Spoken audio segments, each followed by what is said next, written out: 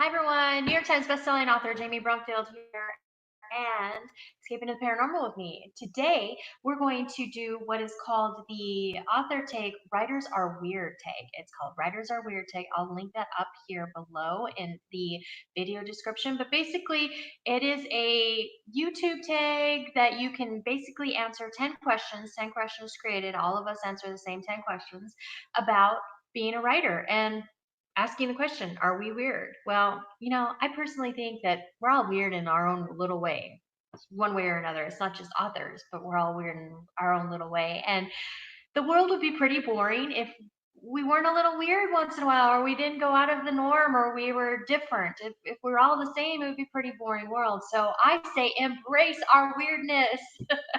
All right, so let's go ahead and jump right into these questions. So, number one, do you have a bizarre internet searches? If so, what are the weirdest ones? Okay, do I have bizarre internet searches? The answer is absolutely yes, for sure. I mean, I write mystery, I write paranormal, I write romance, and let me tell you, all three of those produce some very strange searches. And I sometimes have to wonder if I, if my internet searches are being watched because I'm like, wow, so maybe I should search something like homemade cooking or something in the middle of this just so that people know that, I'm not thinking of some crazy stuff. Look, when you're planning a murder in your book, you have to look up information about murdering, making it realistic. If you're planning something a very interesting bedroom scene, sometimes you have to look things up and kind of get an idea for what you're planning or what you're doing. You want to make it interesting. And if you are doing any kind of where you're combining real life with the paranormal or the sci-fi or that kind of thing, then you're definitely going to be looking stuff up. I've looked up some zany stuff just from our history. Our history has some wild stuff out there too, and I love incorporating little historical facts in there. And I write about the Greek mythological gods, and so there's a lot with that within those myths. And I mean, just think about that. And then of course I write about aliens, and I write about sci-fi, and I write about paranormal, I write about vampires, I write about and shifters. So yeah, my internet search has got to be one for the record book. I'm sure most writers are, and I'm sure whoever's looking at our internet searches are laughing sometimes with some of the things that we researched. So, are they bizarre? The answer to number one is absolutely yes. Number two, do you write people you know and dislike off in your story as villains or dumb people to kill off? You know, all of things are based off of all books. I think have a little realism in them. I think they have a little bit of reality in them, but I don't take people from my real life and put them in my books. I just worry about somebody taking it the wrong way, and so I guess that's why I don't do it. And I know that yeah, I don't want to hurt anybody's feelings, so I really try not to take people from real life and put them into my books. However, sometimes I do see, my heroes. Sometimes you can see parts of my husband in them, just because he is my hero. So I guess in a way, he's my role model. I love him to death. He is the love of my life. And so, of course, there's bits and pieces of people in there from people I know, but I don't base characters directly off of one person I know in real life. I just don't do it. But bits and pieces of them, yes. Things I love about people are in characters. Things I don't like about people are actually in some of my characters, but they're portrayed in those characters for a reason to help move the story along or for character development, that kind of thing. So it's not based off of one in particular person. I don't think I've really ever based my books off of one particular person. Like you could read it and say, yes, this is this person in my life. I don't think I've done that. However, pieces of them are in there because, I like this about this person or I don't like this about this person. And then I play it out in the character and see how that goes. So Yeah, kind of interesting how that is. But then again, we all have those same characteristics. So really, it could be anybody. If you see a characteristic in one of my books, you know me, and you see a characteristic in one of my book, and you're thinking it's part of you. It could be somebody that you've never even met that I know from across the pond, or that kind of thing. So we all have the same kind of characteristics, just mixed up differently, and that's what makes life interesting, I think. Okay, so number 3. Does personal hygiene sometimes come second to writing? Okay, this is a hard question because I've got to say I try to look, I try to make sure that I take care of my personal hygiene. I'm a role model to my daughter, so when we get up in the morning, I do that. But at 4 o'clock in the morning, sometimes my hair is up in a bun when I'm doing a writing sprint. It's sometimes my makeup's not perfect. Um, but as far as taking showers and putting on deodorant and brushing my teeth, no, that does not come second. That comes first. But sometimes like my hair may not be perfect, and even now it's not perfect. It's all wavy. But as far as looking perfect, no. I mean that could take a second or back page to my writing, because I my focus is my writing. But being presentable and having good personal hygiene, that definitely takes a first. So that does not take a back seat. So the answer to number 3, does personal hygiene sometimes come second to writing? No. Perfection does. But then again, perfection kind of takes a second to everything for me, because you could spend your whole life trying to be perfect and miss out on life, I think. So sometimes I oftentimes say, don't strive for perfection, strive for what you can do and being the best that you can be, and then perfection comes along with the package without you even knowing it. If you strive on perfection, you'll never make it. So that's so this is that piece there. I kind of got sidetracked. Sorry, writers do that. I do that. I don't know if all writers do that, but I do that. Do you do that? Are you a writer? Do you do that? Are you a reader or fan? Do you do that? Do you get distracted? Do you do? Okay, I just got distracted again. So I'm a writer. I'm saying do all over this video. So, okay, so number 4, let's move on. Number 4. Do you go on baby name websites to help you search for character names? No, actually, in the beginning, I did. In the very beginning, years ago when I first started writing, I did. But now if I get stuck on a character's name, I usually just ask my fans on my page. I'm like, hey guys, I need a character for this. I need a name for a character that is like this. Can you give me any suggestions? And they give me some great names. So no, I don't go to baby name sites anymore, because I look to my fans. I go to my readers group and ask them, or I go on my author page and I ask them. Because I think that well, first of all, they're the ones reading the book. They're the ones appreciating what I'm putting together, and it's a way for them to even have a part in creating it, because they're creating a character's name. So it's kind of fun for them, and they come up with some really amazing things. So do I go to baby name sites? No, not at all. I ask my fans, I ask my readers, and get some great names that way. Number 5. Do you have a list of actors and actresses that would play your characters if there was an adaptation made? Absolutely. Now, when I first wrote PBI Case Files, in my head, Eliza Dushku was the character for Frankie. I mean, I don't know why, but she was just the character for Frankie. As I was writing the series, she was just the character for Frankie. I mean, I just saw her as that character.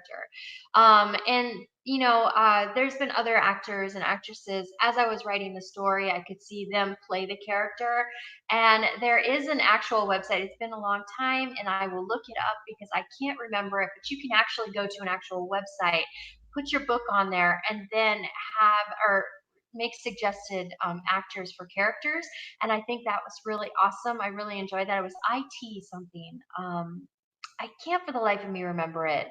And I don't normally read the tags questions before I do them, so this is on the fly. So I will find it and I will link that up if it's still around, because this was over 3 years ago.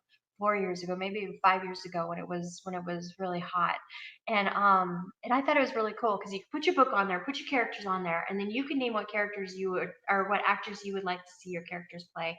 And then you could also your fans could go up there and kind of say, yeah, I agree, or maybe this one. And so it was really neat because you could really play around with it. And of course, you're not casting it, but it's really one, a compliment to the actors, a compliment to the writers when your fans are going up there and they love your characters so much that they can envision the person playing that character. So I think it was really cool. So I'll link it up here so you have access to that and you can check it out. And my books are probably still on there because it's been so long. I'm not sure, but I'll link up some of my books on there so you can see it. It's really cool.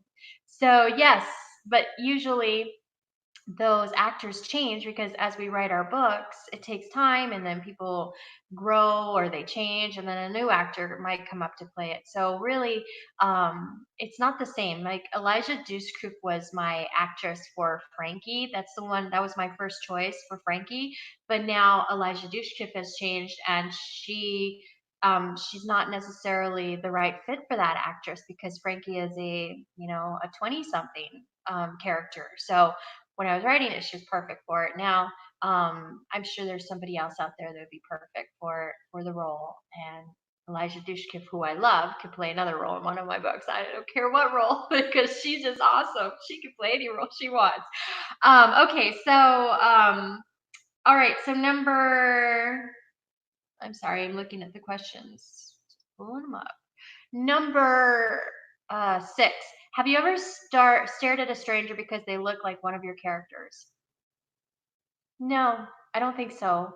Um, I guess because I just really have like an idea in my head, and when I'm writing my books, I watch it play out like a movie already. So, and if it's a series, it's playing out like a TV show in my head. So, no, I don't think I've ever stared at a stranger and imagined them as one of my characters in my book or thought they were one of my characters in my book. Even at book conventions and things like that, where you might run into models that are cover models that might be on the cover of your book. I don't think I've ever even done that. I don't know. No, I don't think so. To be honest, I really don't think so. Okay, number 7. Do you talk to yourself to help you work through your scenes? If so, where do you talk to yourself? Okay, now this is where you're going to realize that I am actually very weird. Yes, I do talk to myself as I'm working out a scene. Sometimes it's at my computer screen, like I'm talking to my computer screen, a blank piece of paper, and I'm looking at my reflection back in the computer screen and I'm having a conversation. Yes, I do that. Sometimes if I'm working out a scene and I can't seem to get it right, because I guess it's because I used to be an actress. In my 20s, I was an actress. So maybe that's where it comes from. But I'll go in front of the mirror in the bathroom and I'll talk through the scene and like characters, like I'm playing one character, this character, and I'm talking it out and I'm trying to work out the scene. And I think it just comes from my acting days where I used to be an actress. I used to do a lot of theater work. I did TV work. I did some independent film work. So I did all of that, and so I think that just bleeds over when I'm working on my characters.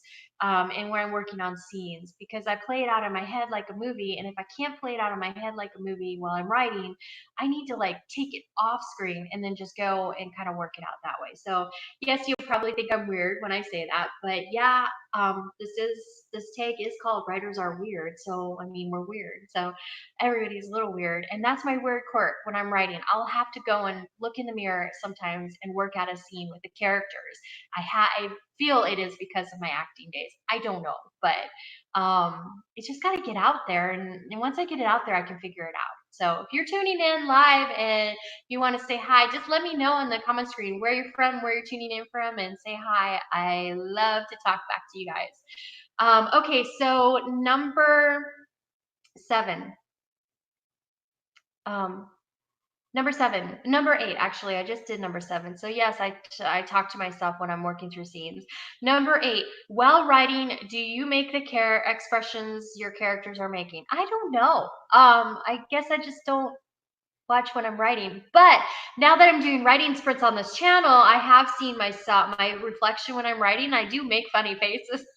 that's it's worth watching the writing sprints just to see the funny faces I'm making, I think.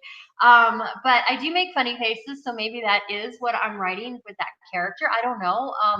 But I don't think I make funny faces. I think I just really get into it, and I just go stoic, really, and just kind of stare at the screen and write. But I have watched some replayed some of my writing sprints, and I do watch my facial expressions, and it is kind of comical sometimes when I'm writing, or like I'll talk back to my characters while I'm writing. So that's why we mute the thing so that you don't have to hear us talking back to our characters as we're writing out the scene. No, that's not working. No, stop doing that. That kind of thing. But if they're real to us, then they become real to you. So of course, once the book's written and everything, they're no longer in my head and working through the thing. But if they're real to us while we're writing, then they're going to be real to you on the paper. So in a way, I think it's kind of cool that we have that ability to just kind of really dig in. So do I make the expressions of my characters? Maybe you be the judge. You tell me. Watch some writing sprints and let me know. I do know when I'm writing a happy scene, I do find myself smiling sometimes, and I do know that there have been times in the past where I'm writing a sad scene, and it's actually made me cry because you get so emotionally invested in your characters as you're writing out their scenes. If I'm getting emotionally invested, then hopefully you're getting emotionally invested. So I have cried sometimes when I've written scenes that are just horrific.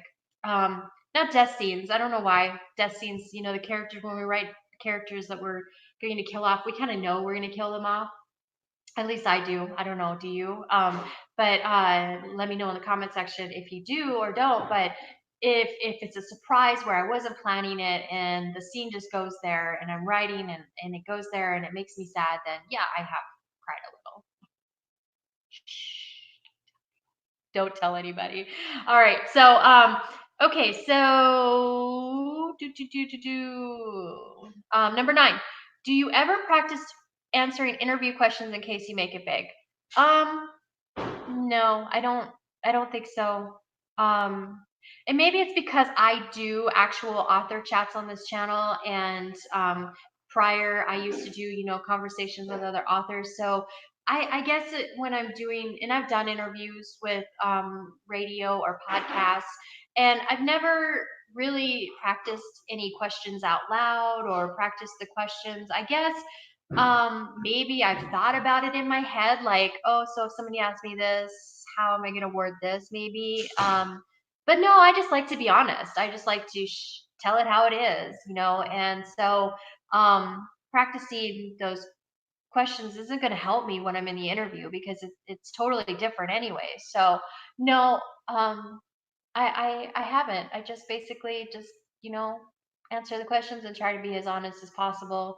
Sometimes I will think it through before I answer the question because I want to know, how do I want to answer this question? But do I ever practice before an interview? No, and I have experience of doing interviews, so I could say that I know for sure that I don't because I never did when I was doing them. And for those podcasts that I used to interview on and radio shows that I used to interview on, um, they were good regardless because they would ask questions from out in left field. So you couldn't even prepare anyways if you wanted to because some of the questions come out of nowhere. You're like, well, how does that have anything to do with this book? Where did you find that? How did you did your research? You found me online, that kind of thing. But no, I've never practiced the interview questions. I do think about them sometimes before I answer, but no, never really practiced. Number 10.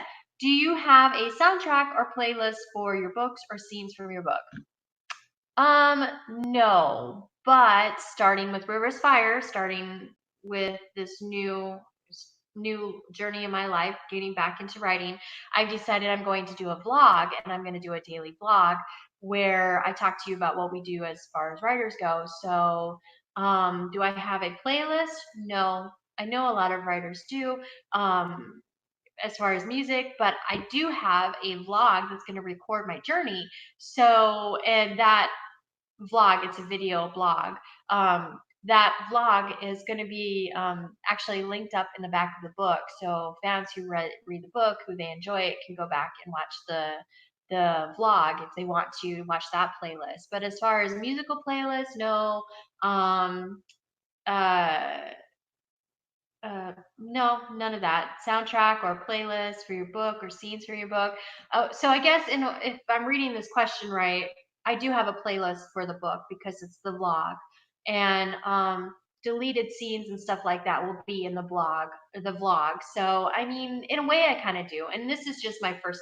This is just my first time doing it, so you'll be able to check it out that way. I've actually did one yesterday, and I have to do a vlog for Rivers Fire today. I just haven't gotten to it yet. So yeah, so I guess in a way I do. I have a playlist now that I've started doing for each one of my books, and I just started it yesterday. So as far as music, no, but I do like to, if I'm getting stuck in a scene, I will have the radio start playing. I'll say, Google, play me some music from different country stations, but no playlist or anything like that. Okay, so that is the end of the 10 questions. I'll link them up here. What did you think? Did you get to know me a little bit better? Let me know in the comment section. What do you think about the questions? And then also, which question did you like the best? And answer one question for yourself. Let me know in the comments section if you take one of those questions and answer it yourself. Let me know, and then I can read a little bit and learn a little bit about you and get to know you too. So, getting to know tag, and I like that. I like these tags. So, thanks so much, Authortube, for doing this, and Elliot Brooks. I hope I'm not butchering the name because I'm really bad with names, but those of you that are regulars to this channel, you know that.